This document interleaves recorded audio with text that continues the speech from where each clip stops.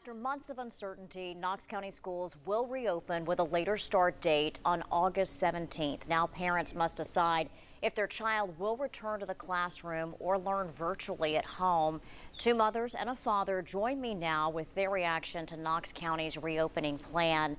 Lashika Jones has 3 school-aged children. Beth Foster has 2, and Jonathan Fortner has 3 children. I do want to mention Jonathan served on the Community Reentry Task Force, sharing parents' perspective and representing his community. But we appreciate all 3 of you joining our discussion today. Thank you.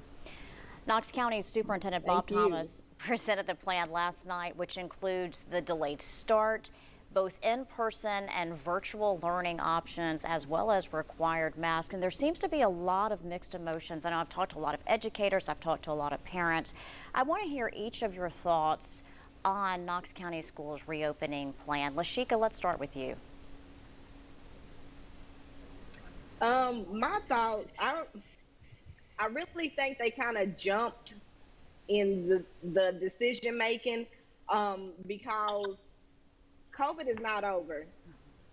It's still going on. The rates are rising. So I think they should have waited just a little bit before they made that final decision. And since they're offering the virtual school, I think with the option of having the first semester of full virtual, I think they should have just allowed everyone to have the whole virtual first semester so they can find out if, in fact, the COVID will slow down by the time second semester starts. What about you, Beth? I guess I'd take a little bit of a different position. I was glad to get the information when we did as a working parent who needed to arrange childcare. It was tough waiting, until this point to start making those arrangements. I think they were faced with a pretty impossible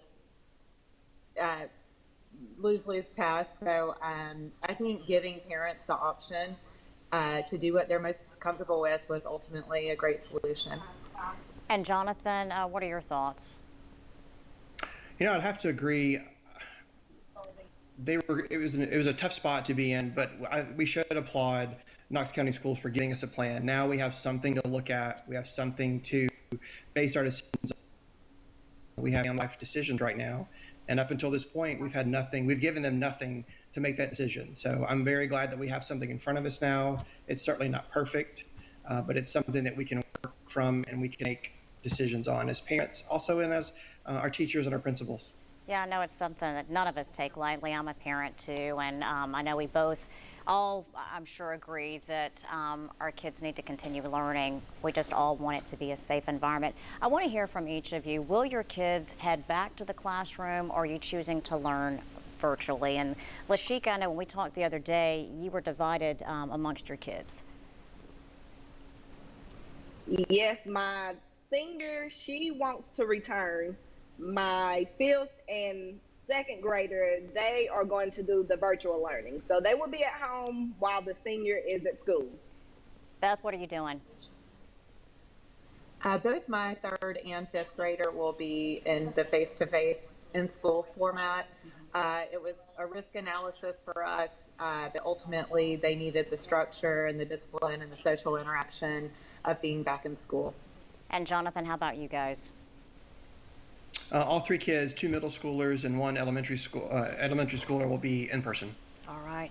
Well, we thank you, all 3 of you, for weighing in on our discussion and sharing your thoughts. And you can read the entire Knox County School reopening plan on our website. And we want to help answer more of your questions going into the school year. Just text them to us, 637-1010. We'll do our best to answer as many as we can before school starts. Yeah, certainly not easy decisions, that's for sure. Coming up at 5:30, though, we are diving deeper into the back-to-school plans, and we're hearing from parents, teachers, and answering your questions as you work to make the best decision for your family.